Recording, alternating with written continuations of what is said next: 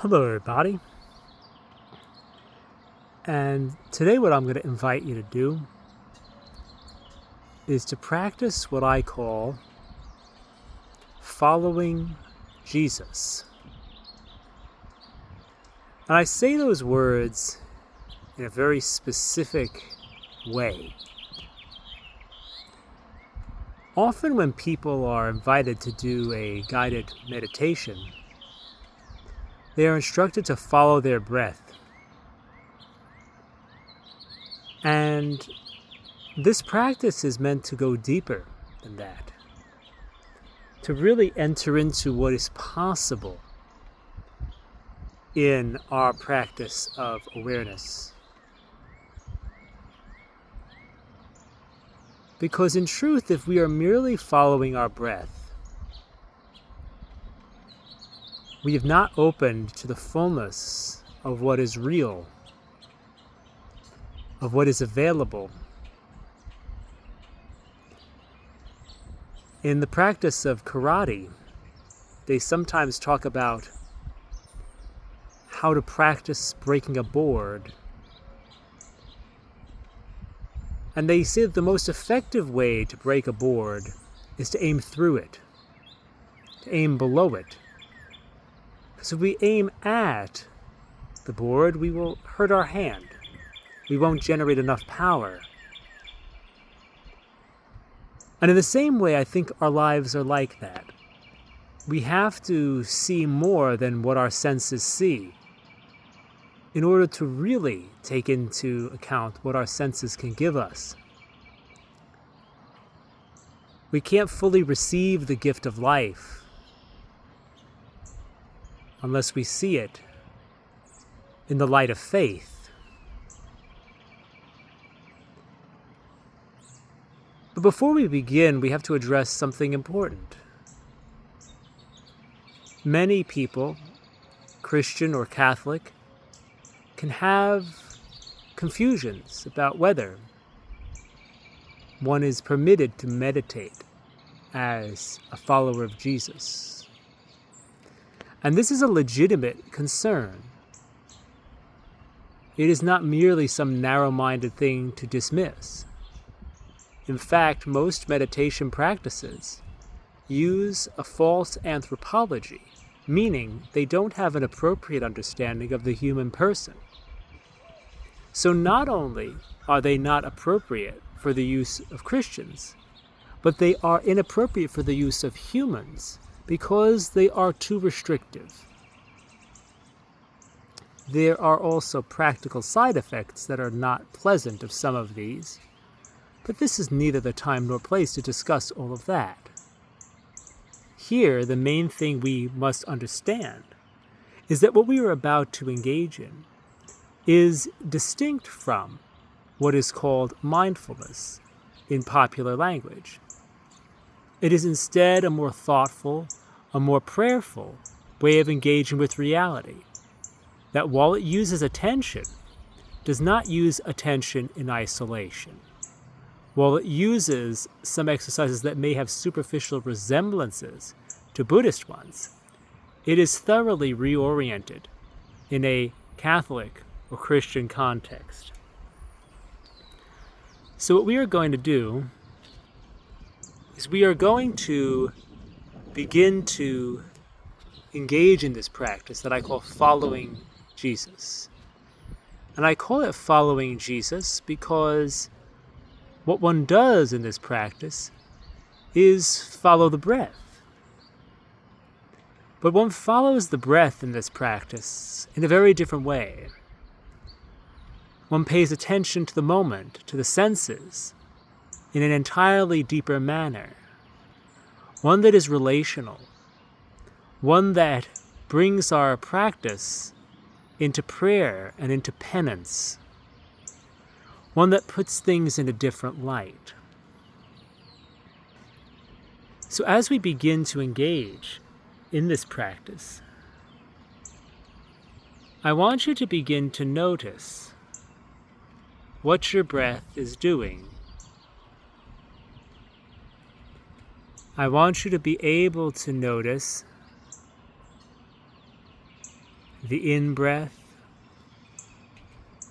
and the out-breath, experiencing it as it comes in and as it goes out. Just noticing the sensation. This is the foundation for the practice. But it doesn't become a fixation. So as you notice the breath coming in, try to follow it. Try to be with it as it comes in and as it stops. Try to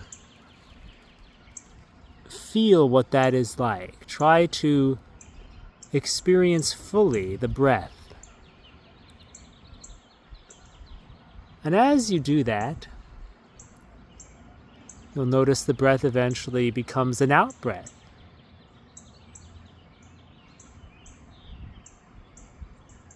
And follow that.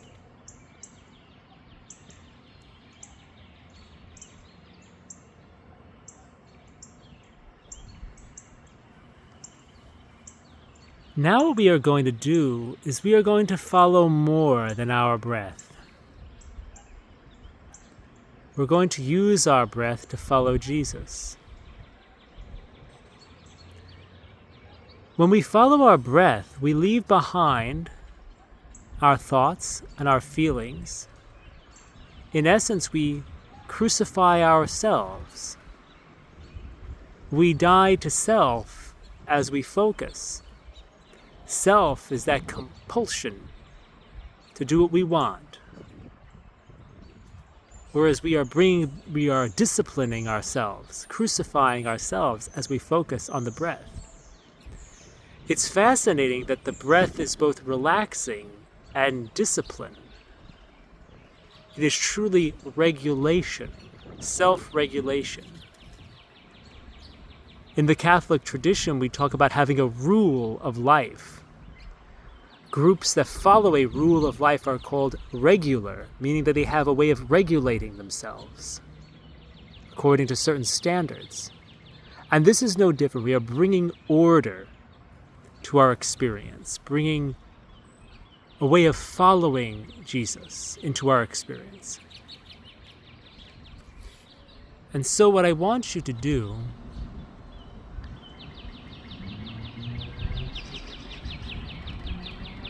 is to really begin to notice the breath, but to notice it in a new way. Because when Jesus was being crucified, he had to lift himself up on the nails in order to take a breath, because that's how it works. When you were being crucified, a person needed to lift themselves up by their nailed hands to take a breath, because the weight would make it so you couldn't breathe. And so every breath he took on the cross was for our sake. Every breath was suffered for us. And so as we breathe, crucifying ourselves through discipline, we should have the intention of offering those breaths on the cross to the Eternal Father in atonement for our sins and those of all the world, so that our breath becomes something as a participation in the sacrifice of Christ, which is a participation in the holy sacrifice of the Mass. And so it is that intention to offer up the whole sacrifice of Christ on Calvary and on all the Masses said throughout the world, which is the essential nature of this practice.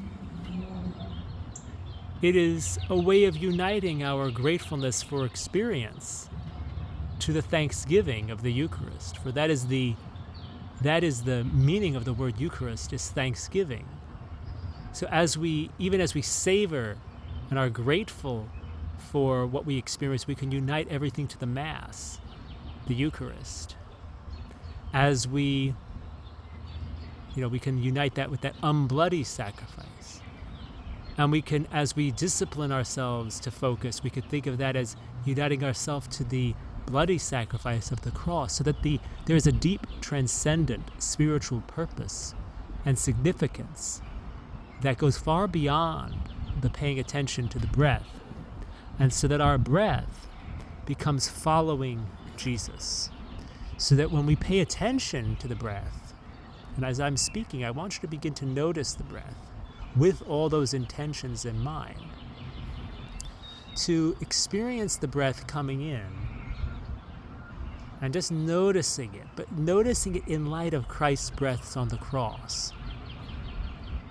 And as you experience that sensation, offering it up in union with his breath on the cross, for your own salvation, for the salvation of the world, for all those people suffering in the world today.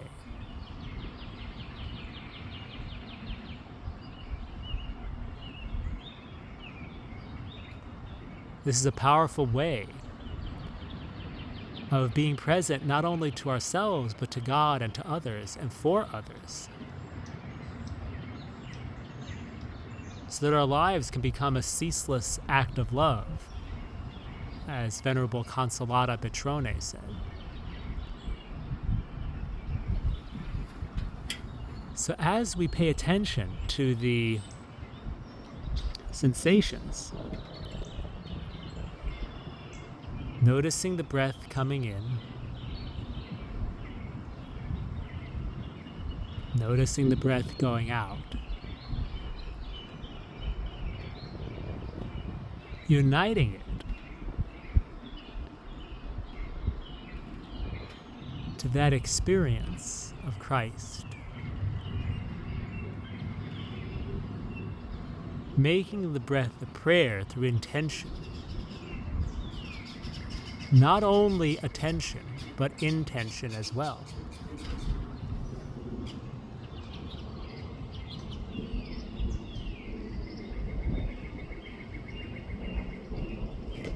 So pay attention to that breath.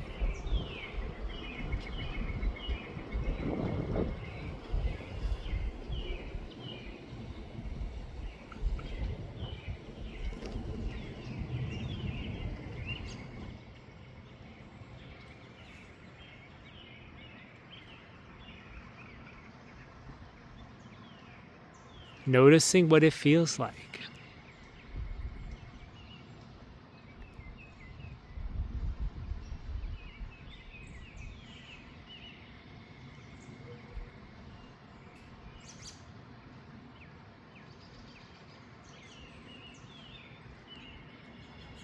And so I feel that if you want to use any words, you could say something like,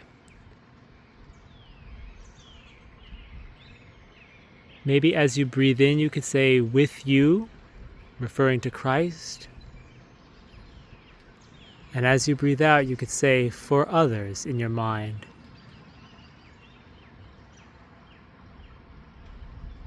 Or with you as you breathe in,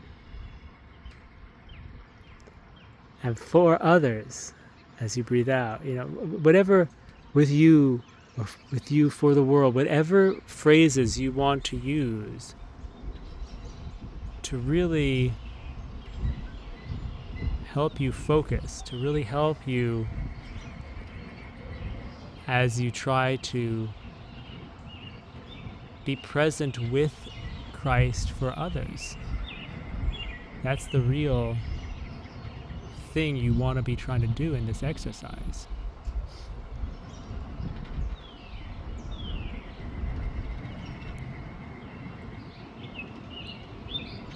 That's the real thing you're trying to do.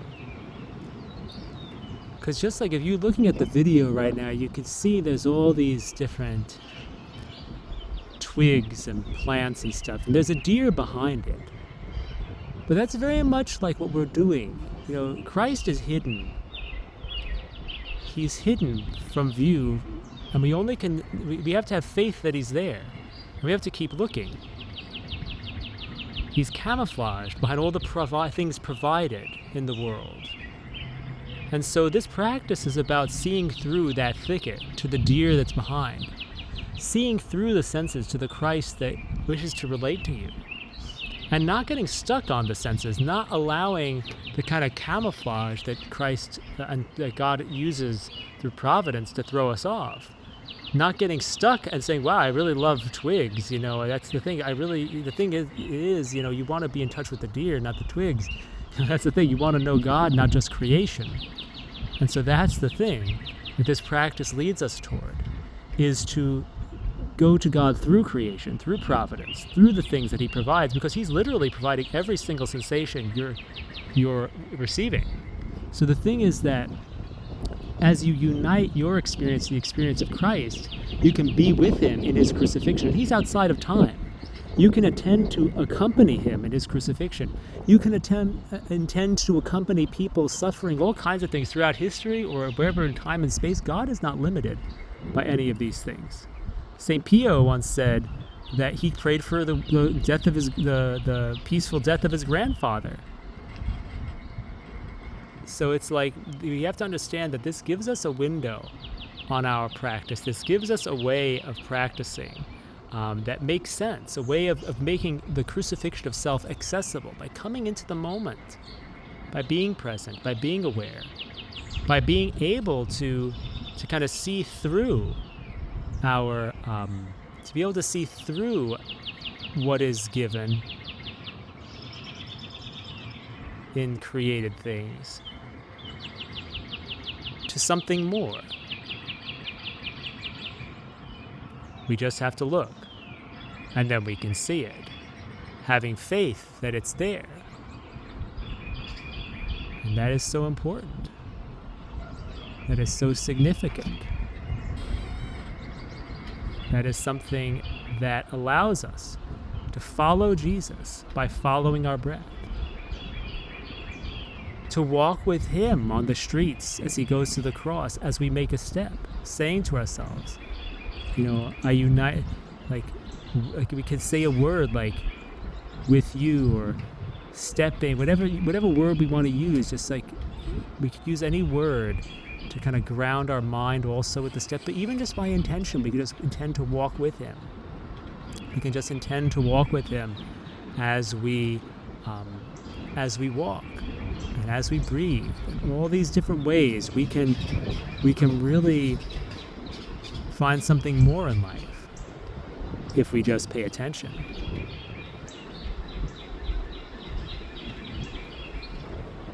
But of course, we have to have faith to be able to look through appearances and find what God has hidden for us.